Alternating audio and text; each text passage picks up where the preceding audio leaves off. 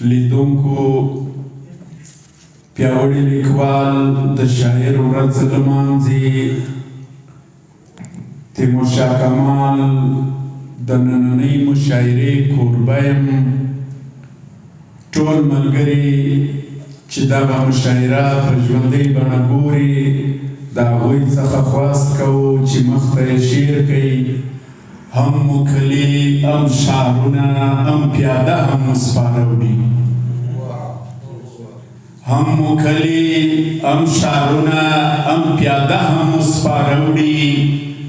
لکن دا څنګه طوفان دی چې نور نه وړي پښتانه وړي هم مو کلي هم ښارونه هم پیاده هم مو سپاره وړي لکن دا څنګه طوفان دی چې نور نه وړي پښتانه وړي